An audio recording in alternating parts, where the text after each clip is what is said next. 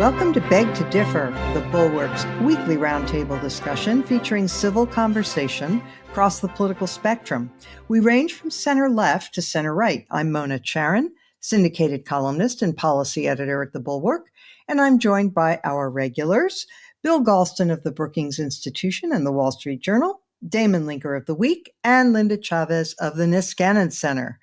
Our special guest this week is attorney George Conway, also a contributing columnist to the Washington Post. So thank you one and all. George, great to have you. Let's start with the war. Wars have a way of clarifying things for people. On December 10th, 1941, the America First Committee, which had many prominent members, including John F. Kennedy and, of course, Charles Lindbergh, disbanded. Obviously, that was 3 days after the attack on Pearl Harbor. And we see echoes of this in the reaction of some Republicans to Putin. There had been a lot of sidling up to him on the part of nationalists and Trumpkins in America, and that seems to be subsiding. But we'll get to that in a minute. I want to begin, though, with just a scene setter for what's happening, because the war, according to most analysts, is not going according to Putin's plan.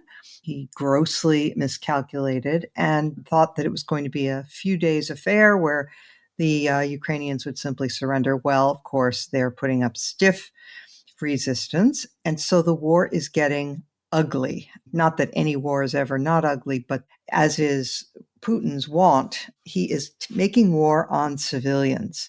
So, George, I'm going to start with you. You've been tweeting about this. There is no electricity or heat in Mariupol. There's about 14 degrees Fahrenheit there. People are boiling snow for drinking water. It's a terrible tragedy and a travesty.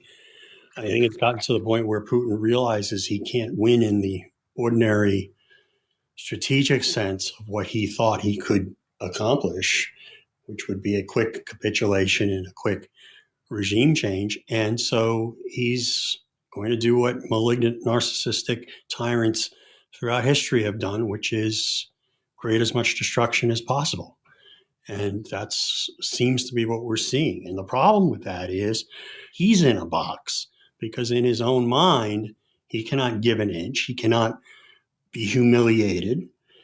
That's what we know about malignant narcissists. And so what's his path out of this other than to cause total and complete destruction? And that's the scary thing about this and escalation. I mean, if you he's a man who, by his nature is, if he's going down, he's going to take as many people with him as possible. And this is a man with nuclear weapons. So it's a very, very chilling prospect of how this is going to play out. And I gather the talks that were conducted today didn't go anywhere. Right. So it is interesting, isn't it? Linda, I'm going to come to you on this.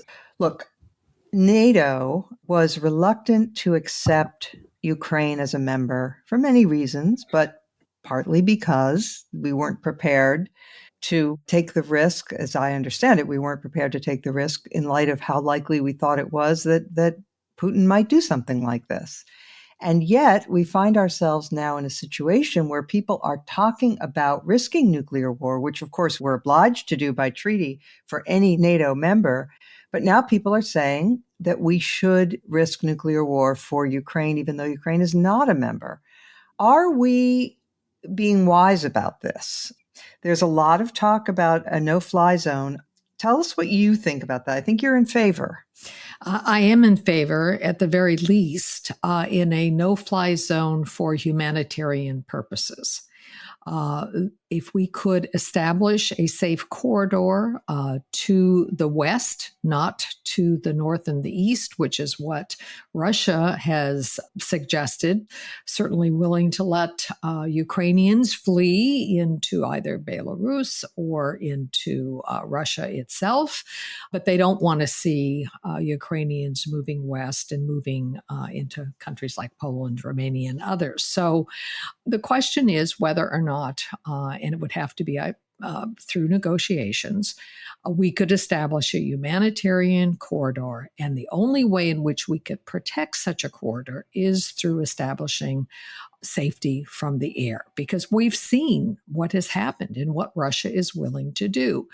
You suggest that this means that we're risking nuclear war. Unless Vladimir Putin has gone totally mad, and I don't believe he has, I do not believe that Putin has any more interest in getting into a nuclear conflict or any kind of a conflict, frankly, with NATO and with the United States than we have in getting in one with him. So the question is, how much death and destruction, how many more pregnant women and young children and babies are going to have to die before we do something to protect the Ukrainian people from the kind of vicious assault that has been launched against them. We are doing things like providing weapons. We're now sending apparently a couple of Patriot batteries to Poland to protect Poland. The place that needs those Patriot batteries is Ukraine.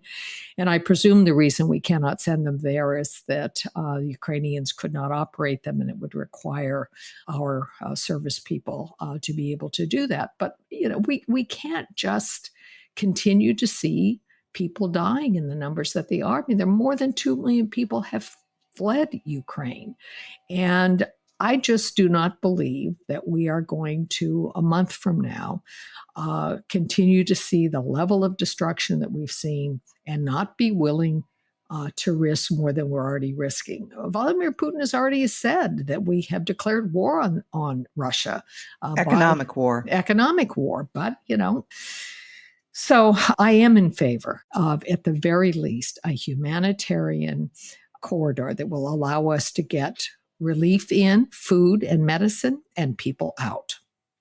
So, Damon, I have a feeling you might disagree, but before you do, let me just point out the former Army General Mark Hertling, who was in charge of the U.S. Army in Europe, had a tweet thread that was quite informative about a no-fly zone and, pointed out a number of factors, including, of course, that it does involve the willingness to shoot down enemy planes. But he also made a number of other points. For example, the problem isn't actually bombing. The Russians are not doing most of their damage by bombing. They are doing their damage by artillery.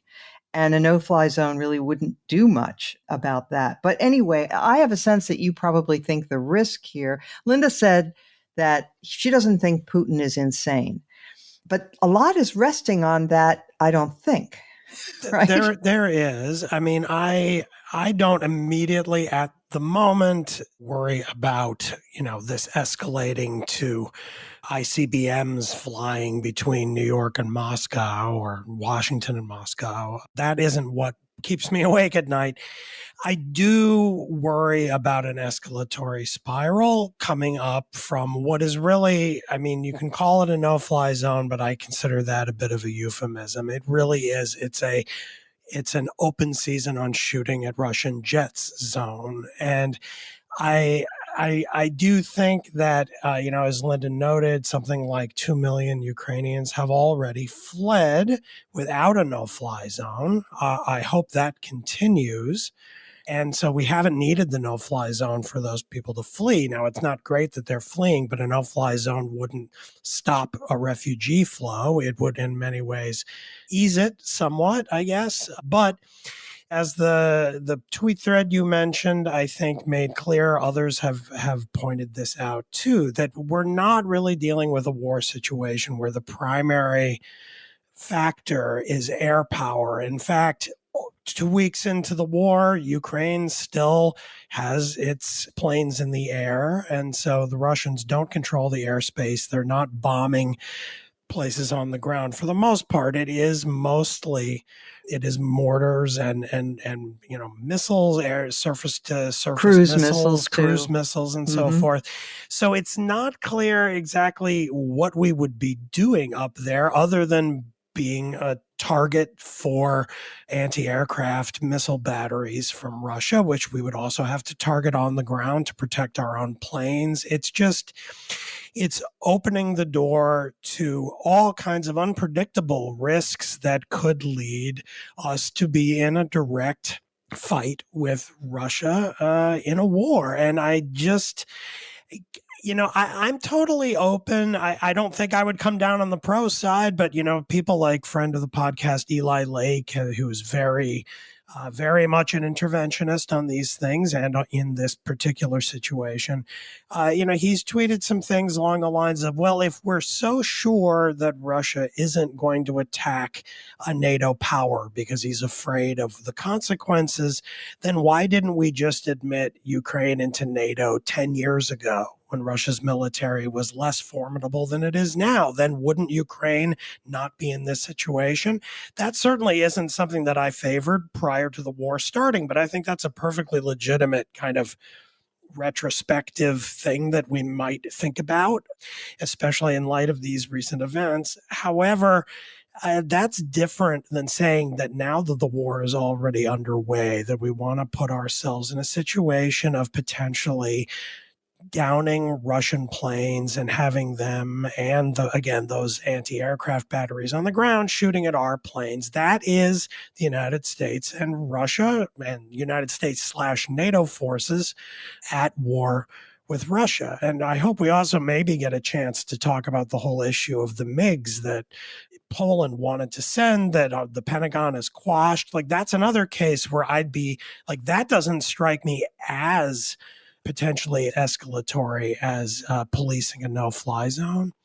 I understand why some in the Pentagon think, this is too provocative. We're going to be transferring weapons that aren't, as strictly speaking, defensive. I mean, once you give a country a fighter plane with missiles, there's no guarantee that it's not going to stray over into Russia and start bombing things over there. And then we've handed Ukraine offensive weapons, not just defensive, which could make Russia pretty pissed off at us. So again, we can debate that as well. But on the kind of hierarchy of escalatory moves, I consider a no-fly zone pretty far down that line, and not as much as, say, the MiGs issue. I would be more in favor of trying to figure out a way to get those to Ukraine. So anyway, that's where I come down on it.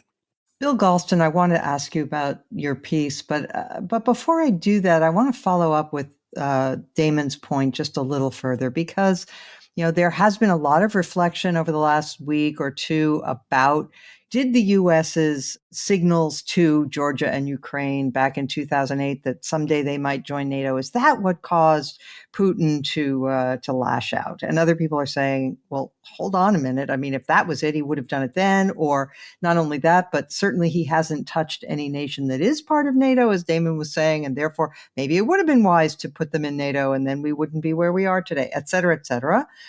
But here's the thing I want to follow up with you, which is, all those things allow the decision makers time to calculate risk, right? If we had admitted Ukraine to NATO, Putin would have known that before he launched his attack, and that would have been part of his calculation. But once war begins, people begin to find themselves trapped, or they may feel trapped, and they may respond actually emotionally.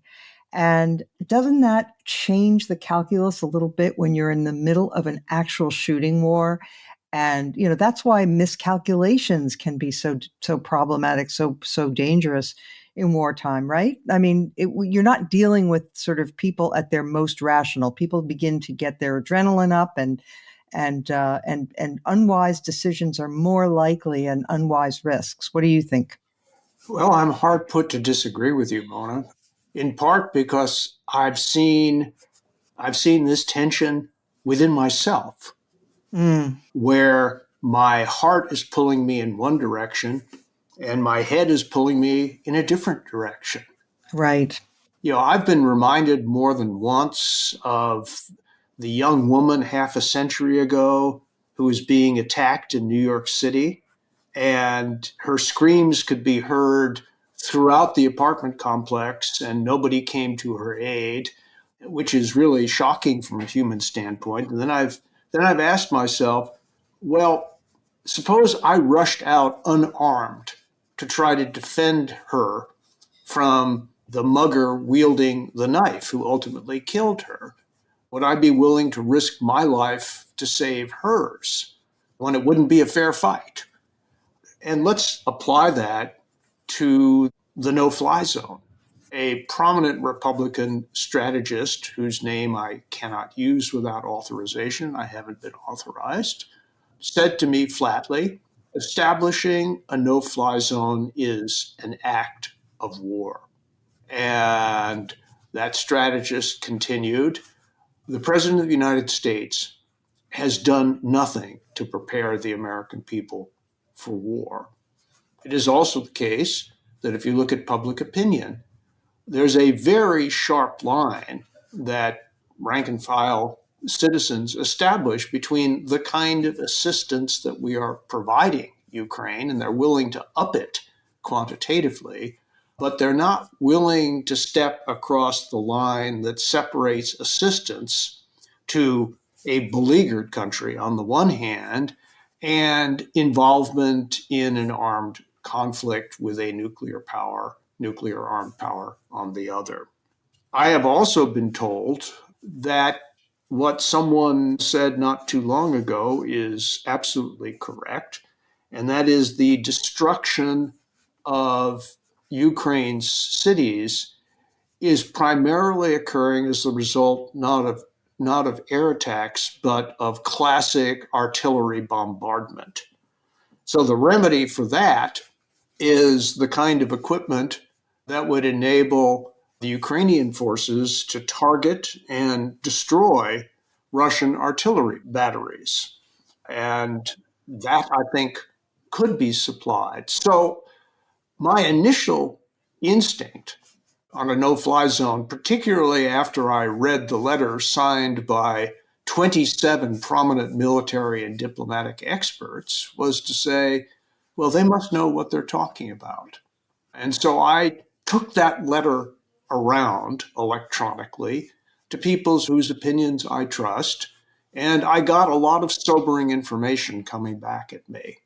And so if I, an observer, am reacting emotionally, suppose I didn't have time to double check the line of argument that credible experts are making and had to react simply based on what was in that letter. If I'd been a decision maker, I probably would have gone in the direction that they were recommending, but it's not at all clear that that would have been the right call. Do you want to say a word, Bill, about the what did you call them? The not the Putin stooges, but the what did you call them? Well, first of all, let's be clear, as I'm sure everybody on this broadcast knows, the people who write the columns do not choose the headlines. I did not call them what the headline writer called them, and I'm getting a fair amount of grief as a result of that headline. For those who happen not to read the Wall Street Journal on a daily basis or a weekly basis or a monthly basis or ever, I will say that I simply looked at what Putin's principal supporters and cheerleaders abroad and at home were saying before the invasion of Ukraine started and what they're saying now. And most of these people are running for the tall grass, if not for the hills. Right. Okay. I'm going to stop you there because I want to hear George Conway on this. George, just to give you one or two little examples, and these are not just people with eggs on Twitter. These are actually leading Republicans, like the former Secretary of State, Mike Pompeo, who said in February, right before the war, he said, Putin is very shrewd, very capable. He said, I have enormous respect for him. I've been criticized for saying that. This was Pompeo. And then, of course, there were the comments of the former guy, which we talked about last week. We don't need to go into, but also people like Congressman Jim Jordan and many, many Republicans on the committee that was examining the first impeachment of Trump, which was, of course, about strong-arming Ukraine. at that point, the whole Republican narrative was that Ukraine was a terrible place. I mean, this was, for example, Representative Jim Jordan. We're talking Ukraine, one of the three most corrupt countries on the planet, and so forth. So I said at the beginning that wars are clarifying. So how do you view the climb down among Republicans? I mean, there's actually quite a lot of evidence that Republicans at this moment, or at least rank and file Republicans, are not very much out of step with the rest of the country on how much responsibility Putin bears and what our position should be. Well, I'm a bit of two minds because I welcome that bipartisanship, and I welcome the Republicans' return to thinking about the national interest as the American national interest and not someone else's national interest. And at the same time, we can't let people forget what happened over the last 4 or 5 years with the Republicans. I mean, you see, it's kind of sickening to see Elise Stefanik talking about the need to supply weapons to Ukraine and to fully support Ukraine when she made her bones by defending the former guy for trying to extort Ukraine and for cutting off aid to Ukraine. It's head spinning. And I think we should be welcoming the sentiment that they are expressing now.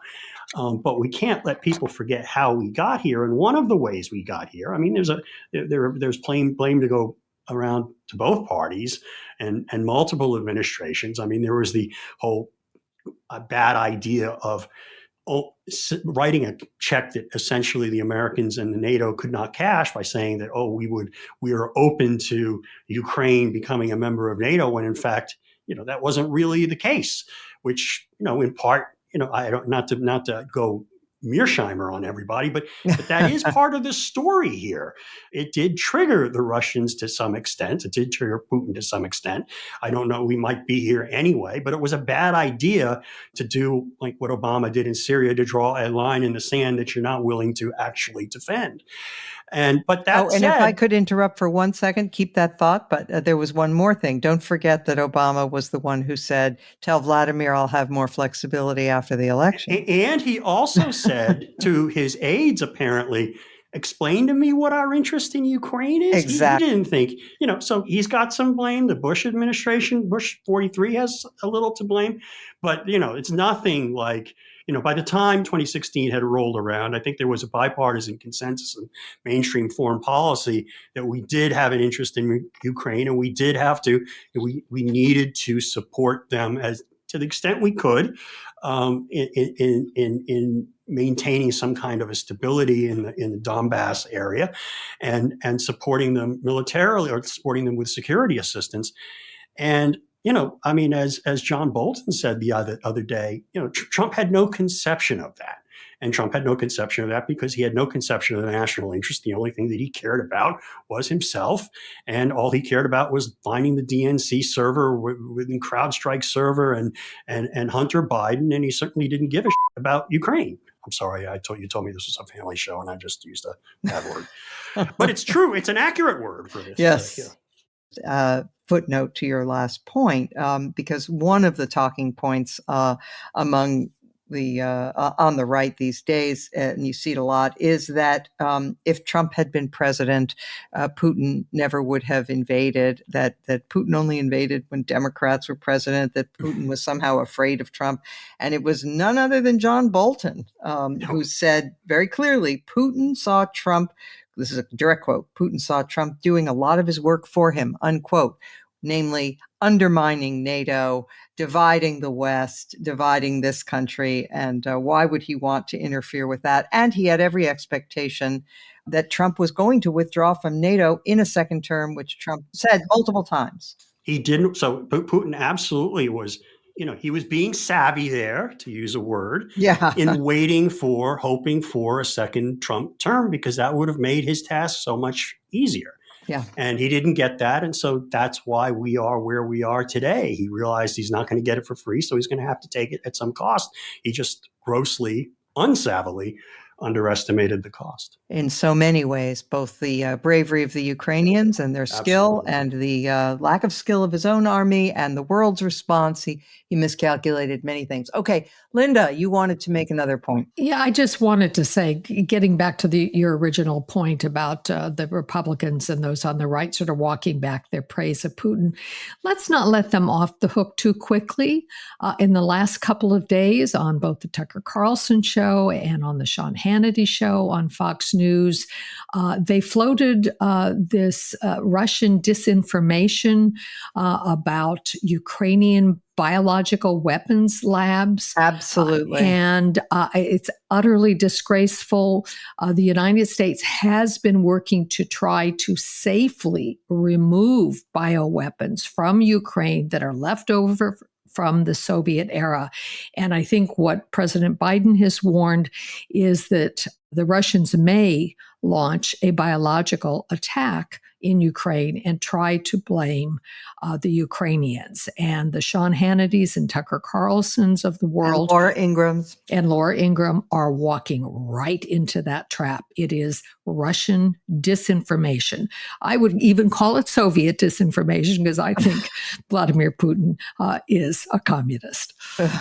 Well, I don't actually think he's a communist, but I do think he's a Soviet, if you will, right? I mean, he's okay, whatever. Yeah. And this is such bad faith. Can we just say, I mean, the fact is that even officials in the Trump administration have noted that the U.S. government had been working with the Ukrainian government to refashion those old leftover biological weapons laboratories and use them for peaceful purposes and so forth.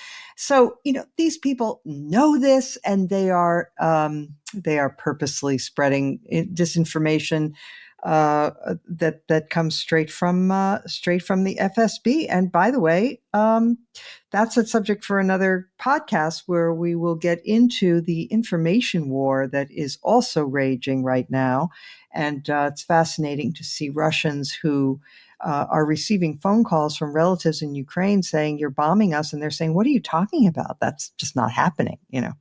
So the war for truth is simultaneously being waged along with the hot war. All right, let us take a short break and hear from one of our sponsors, and we'll be back with our next topic. Homeowners who have not taken advantage of today's low interest rates are overpaying their mortgages. Make sure this isn't you. It just takes a 10-minute call to my friends at American Financing, America's home for home loans, where you will get a free, no-obligation mortgage review from a salaried-based mortgage consultant. So there's no pressure, and you're not paying any upfront or hidden fees. You're just learning about the different ways you can save up to $1,000 a month. That's right, a month. Think of what you can do with that kind of money, the kind of difference it can make to your budget. Then make the call to American Financing to learn more, and do it now before rates rise. You could end up skipping up to 2 payments and could close in as fast as 10 days. Call 888-991-9788. That's 888-991-9788. Or visit americanfinancing.net/thrill. NMLS 182334, NMLS consumeraccess.org. All right. We also have quite a lot of news, and this is why we're so glad to have George Conway here, who follows these things very closely, about the legal situation for a number of figures, the former president for sure, and also the January 6th defendants and others. So, George, you've been keeping track. So the committee has been attempting to lay hands on documents and emails from John Eastman, who is the lawyer who was advising President Trump that he had the legal authority to steal the election. And he had claimed attorney-client privilege, and I'll let you get into that if you want. But basically, there's a judge now who's saying he's going to go over the emails and presumably release them to the committee. But then the question is going to arise that what will Merrick Garland do? He has told NPR that this is the most urgent investigation in the history of the Justice Department.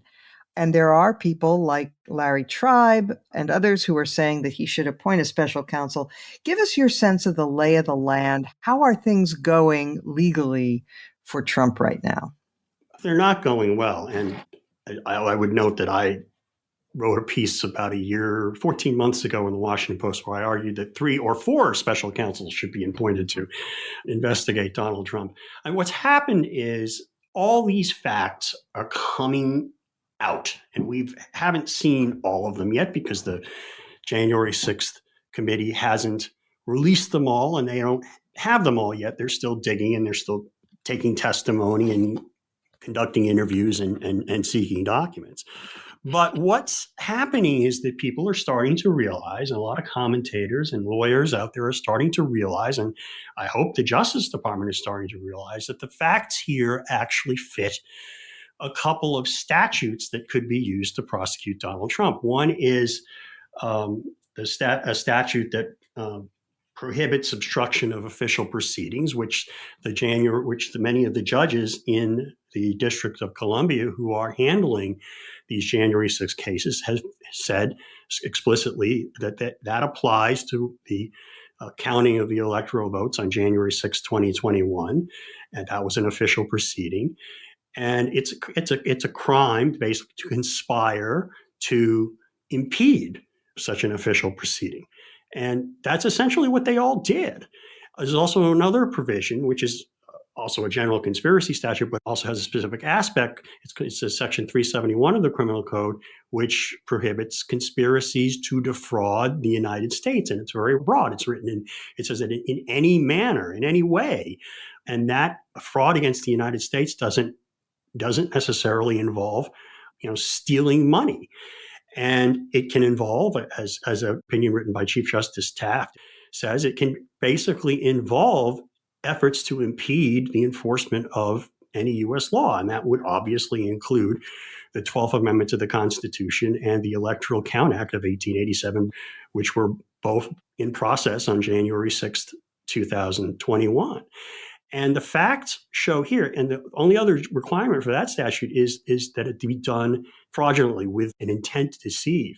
And here's where we get all of the evidence coming into play. We're learning about all the different ways, some of which were apparent from the very beginning, but some are coming out more of that, where people basically told Trump, hey, you lost, and there was no fraud.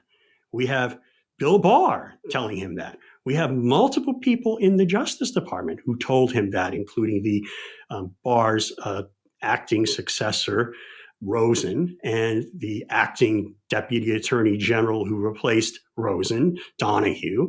And we have the White House counsel apparently involved in meetings to that effect. You have the Secretary of Homeland Security, the acting secretary who said that too. You have the Cybersecurity Agency of the Department of Homeland Security. You have internal memos at the Trump campaign. You even have Jason Miller having testified before the committee saying that he told Trump the jig was up, and other aides told him. Remind our listeners of who Jason Miller is. He was an aide during the 2016 campaign. He was never in the government. He's known for, among other things, impregnating a fellow campaign staffer in 2016. And now he is the CEO of Getter, which is one of the attempted social media alternatives to Twitter. And he's an all-around bad guy. And he doesn't pay his child support. But he... Very close to Trump. Yes, they're very close to Trump somehow or another. And, Mitch McConnell called him and said, you lost, pal. He did that, sometime in December. Everybody told him he lost. You had to turn on the TV. He lost. He lost 60 plus lawsuits in courts before state judges, federal judges, Republican judges, Democratic judges. And his best defense, I guess, is that he's completely insane and stupid. Wait. Let's hold that point for a second, George, because you see this among the Trump defenders. They'll say, if he had a good faith belief that the election was stolen, then that, he will not have the proper mens rea for a criminal conviction. Right. What do you say about that as a matter of law? As a matter of law, he learned in so many different ways that he had lost. And frankly, he said to people, one of whom I know very well, but I won't specify who she is, that how could I have lost to this guy? Mm-hmm. Mm-hmm. And she basically said, basically you ran a crappy campaign. And she wasn't alone in telling people that. I'm not going to say who that was. So he knew he lost. Okay. He admitted from time to time that he lost. How could I lose to that guy? And the only way he can get out from under that is to basically try to prove that he is completely delusional and stupid. And he's never going to bring himself to do that. He'll just lie and continue to tell the lie. And that just would not be enough. And I don't think it would be enough, especially before a jury in the District of Columbia. And the first jury to hear a January 6th case convicted a January 6th defendant in 4 hours. So there's a big problem here that he has. This is, if somebody takes this seriously at the Justice Department, and if you take Merrick Garland at his word, because he said in a speech back in January that they were not going to draw any artificial lines about who they could prosecute. They were going to go work their way up in the way that you do in mob investigations and other large investigations. You have to look at Donald Trump because all the roads lead to him, not just in terms of trying to coerce Vice President Pence into violating his oath of office and violating the law on January 6th, but in terms of causing the campaign to cause people throughout the country to sign these fake electoral certificates, which were illegal. And then there was also the incitement of violence on January 6th. If you add the context of everything that happened and you look at his words in context, it was entirely foreseeable that violence would erupt. In fact, I and many other people noted before January 6th that there was a big danger that something would happen on January 6th. There had already been violence in Washington. Absolutely. And so, all of these things could be pleaded in an indictment and charged and tried as a multifaceted conspiracy to fraud the United States or to obstruct an official proceeding. And that's just two of the potential charges. I mean, when you think about it, it's a conspiracy to defraud the United States for somebody. You could be a low-level staffer, or you could be the president of the United States, to steal money from the government. If you steal $1 billion, you're going to go to jail. President or otherwise. You steal even a few $1 million. Again, money that the government would never miss. Right. You're going to go to jail. What Donald Trump tried to do here was to steal our democracy. Yeah. And if that's not prosecutable under these statutes, well, why do we have them at all? And in this era where we're watching people defend their freedoms, defend the democracy with their lives, with Kalashnikovs, so the least we could do is to use the fact that we do have a legal system and we aren't being invaded to defend our democracy. It's the least we could do. Okay, well said. Damon, I used to be a little worried, maybe a few years ago, certainly before January 6th. But even back then, people used to talk about the possibility of prosecuting Trump once he left office, and I was a little queasy about it. I wasn't sure that it was the right thing because it was so politically fraught, and would it be worth the cost and the circus and whatever? I don't feel that way now. What about you? I'm all for it. Yeah, I am not a lawyer, unlike George Conway, and I'm probably the least lawyerly in the way I think about these things. So I will say that I'll defer to the lawyers and to Merrick Garland and other prosecutors looking at Trump into whether they think that there really is a case to bring him to justice in that way. And if they think so, then, Godspeed. I wish them the best. I hope it works out. I'm quite skeptical either that it will be successful or that really solves our Donald Trump problem for us. On the first point, I mean, again, not a lawyer. I'm just going to respond to what I heard George said, the line about Trump saying to an unnamed White House staffer, how could I lose to that guy? Okay, what does even that simple statement mean? That is not him saying, I lost to Joe Biden. I'm going to lie and say that I actually won so that I can steal American democracy. No, if he says, how could I lose? That could mean he's exasperatingly admitting that he lost, but it could also mean, come on, how could I lose? I didn't lose. It's an ambiguous statement, and it's not going to be, I think, enough to get you over the line. And I suspect that when you drill down into a lot of these things, I mean, there's a reason why, again, not a lawyer, but there is a reason why the DA in Manhattan has backed away from the investigation there into the financial misdeeds of Trump's business. I mean, this guy is essentially a mobster who is an expert at getting people to do things without actually saying it, let alone putting it in writing, leaving any kind of a paper trail that can be used to get him. And I suspect that we're dealing with a kind of murky reality here where this is going to drag on for a long time, and I suspect it will be pretty indecisive. But I will say again, if the lawyers disagree with me, go for it. I hope it works, fingers crossed. But my second point is the one about whether this solves our Donald Trump problem. I do not think it does. I think Bill Galston on this podcast on other occasions has made the point that our Trump problem is a political problem that can only be solved politically. How does that play itself out in this situation?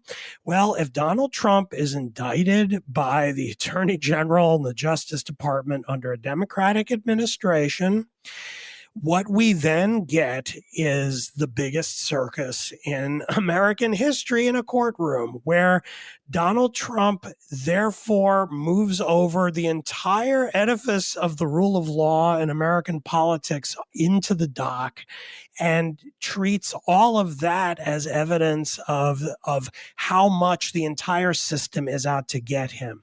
Americans, and I don't mean all Americans because I'm not one of them, but there are a lot of Americans who love an outlaw. And Trump's entire appeal is based on something like an outlaw appeal. And I shudder at the thought of Trump trying to run for president again in 2024 while under federal indictment. And he's not running against just the Democrat in the election, but he's running against the rule of law itself. It's me versus the entire system. Who are you going to believe? Me, your conquering outlaw hero, or those corrupt establishment crony garbage people who want to take away all good things from you, the virtuous Americans for whom I am your tribune? This is not a healthy development in American politics. It would be a kind of repeat of the 4-year nightmare of the Trump administration at a kind of higher level of critical threat. So when it comes to the political side, I can't quite say that I would even be on the sidelines with a thumbs up and fingers crossed, hoping for the best. I'd be more kind of cowering in the corner with a helmet on my head. So that's where, yeah. So Linda, Damon makes a lot of good points, but let me present it to you this way. You could make the case that Trump is already the outlaw. A trial would not make him more of one.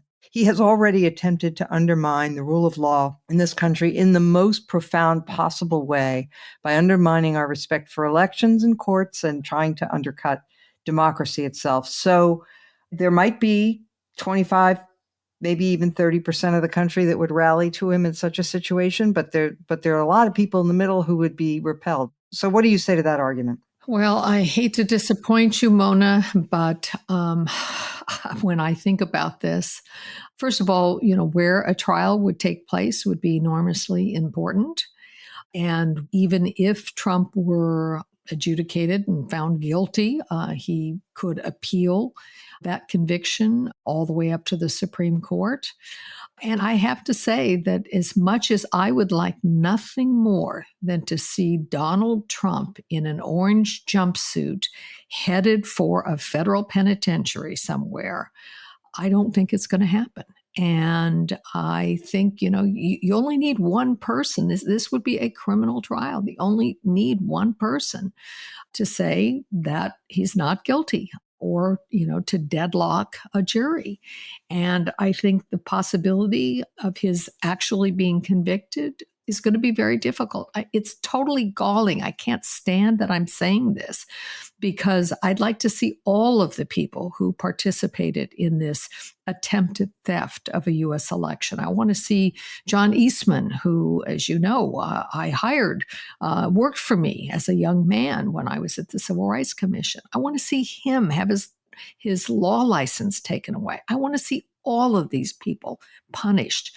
And most of all, I do want to see Donald Trump punished. But I think as a political matter, having this happen, I think the risk, we're sitting around talking about risks in war. I think the political risks in this one are enormous. And the worst thing that could happen would be to put Donald Trump on trial, have that trial either, result in a mistrial, or God forbid, he'd get off, and exactly the wrong lesson would have been learned. So I hate saying it, but I think that pursuing him criminally on these charges, as opposed to some of the financial stuff that he did before he was in office, which I think, frankly, would have been easier. I think the peril to our democracy is great. So to sum up Linda's point of view, Bill Galston, I would say, if you aim at the king, you'd best not miss. And the chances of any jury of 12 in the United States not containing at least one or two dyed-in-the-wool Trump fans is nil. So don't go there. What do you think? Well, with considerable reluctance, I find myself in the Chavez linker camp as opposed to the Sharon Conway camp. Damon did a very good job of channeling my views. And since we've already spent a lot of time on this, let me just sum it up very briefly. I have two overriding political objectives. Number one, to do everything possible to ensure that Donald Trump is not reelected and never sees the inside of the Oval Office again. And number two, to be Lincolnian for a minute, to bind up the nation's wounds, to try to begin the process of reconciliation after an extraordinary period of division. I do not see how the prosecution of Donald Trump would promote either of those objectives. And for that reason, although I am sure that he has violated laws or that a colorable case can be made that he has, I do not see what purpose that I care about would be served by attempting to prosecute him. All right, thank you. Now, for all of our listeners who complain that we never disagree, I would like to point out that we do disagree, but when we do it, we don't get vituperative, we don't shout at each other. You just heard how civil disagreement can be possible. So this is how it should be, and I just want to note that for those who say that beg to differ is just beg to agree. I mean, we do agree a lot, but sometimes not. All right. Since our honored guest has to leave early, I'm calling an audible. We're going to skip our third segment and come back to it another time and go straight now to our final segment. It is now time for the highlight or lowlight of the week. George Conway, I'll start with you. The lowlight of the week, obviously the lowlight of the week would be the war in Ukraine and some of the horrible things that we've seen. The highlight of the week is that we can still laugh at the former guy. And it happened yesterday when some podcasters, I think from Canada, interviewed him and they asked him, oh, Mr. President, what do you think is going to happen in Ukraine? Tensions are very, very high. And he started talking about windmills. He said, windmills, basically everything I've ever said about windmills is correct. They don't work. They kill birds. They destroy the landscape. And for the life of me, nobody can figure out exactly how he connected windmills with Ukraine. I think it might have something to do with dependence on foreign oil, but of course, windmills reduce your dependence on foreign oil. So I don't know what his beef with windmills is. But if you want to look at an example of why it is the Republicans are projecting when they question Joe Biden's mental capacity, just look at this tape. It is unbelievable. Thank you for that. Okay, Damon Linker.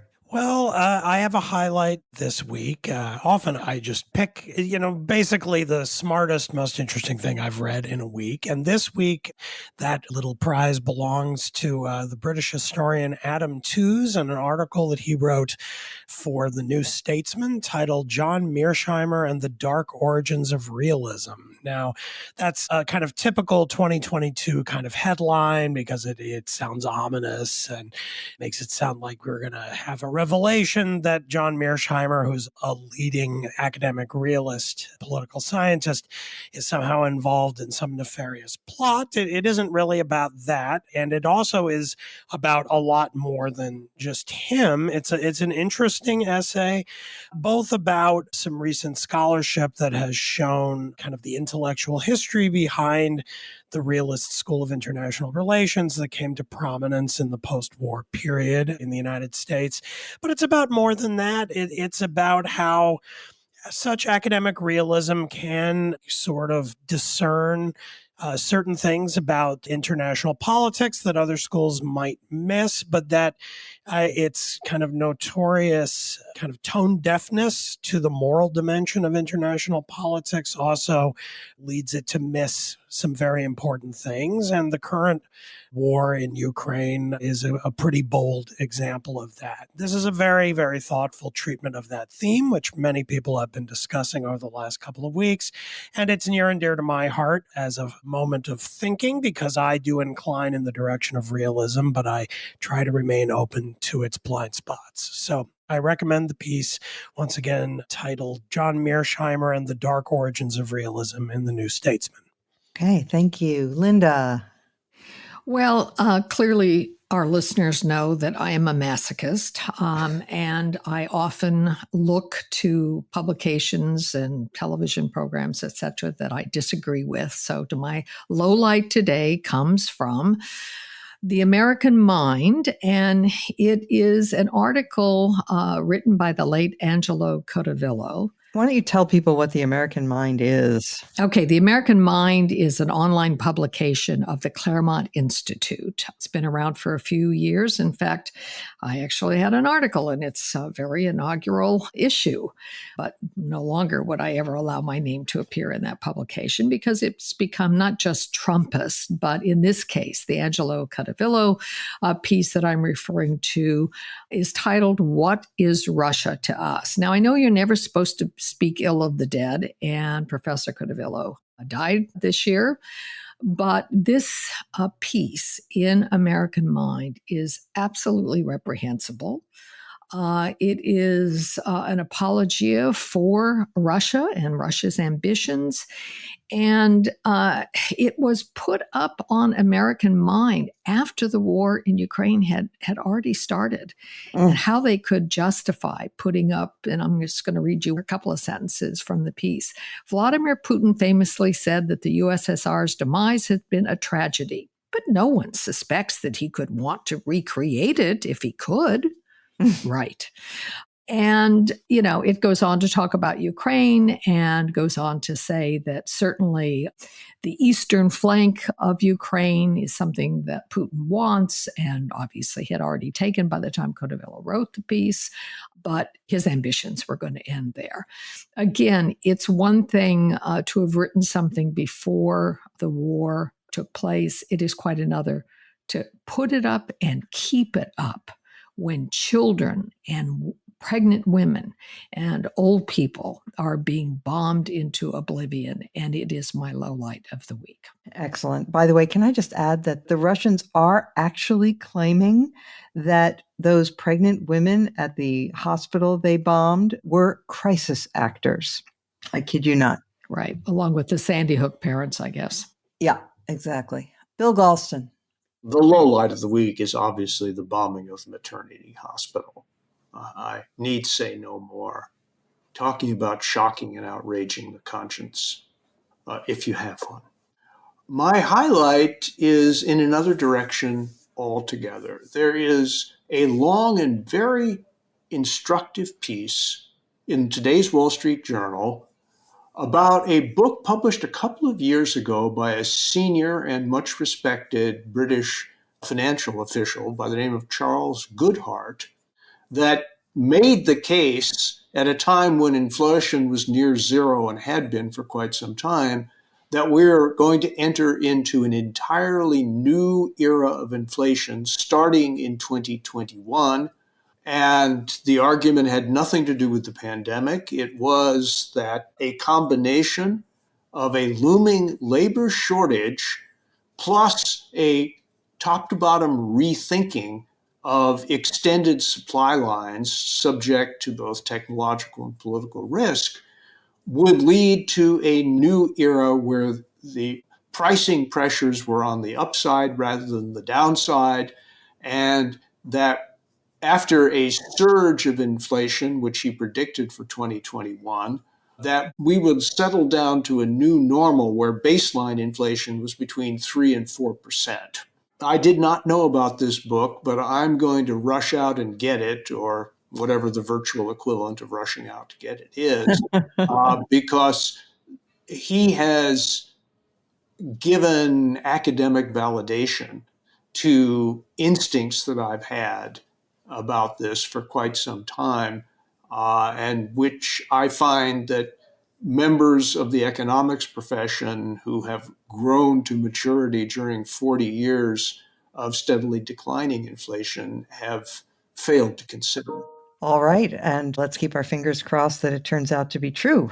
The inflation rate for February, we just learned, came in, I think, 7.9%. So Right, correct. that's, yeah. All right. My highlight is very short. It is a tweet from Scott Lincecum, friend of this podcast, Cato Institute scholar, also contributor to the Dispatch. He just said this. He said, eagerly awaiting the Russian jobs boom now that their economy is mostly disconnected from the rest of the world, which is a very nice sort of nutshell refutation of the entire protectionist notion that you can expand your economy and improve employment by limiting your trading with the outside world. So bravo for that. And with that, I want to thank our guest, George Conway. I want to thank our producer, Katie Cooper, our sound engineer, Jonathan Siri Moe, and our beloved listeners. Thank you so much for your letters. Some of them were a little tough about our last episode, and I hear you. I think they made excellent points, and I've taken them on board. And we will return next week, as every week.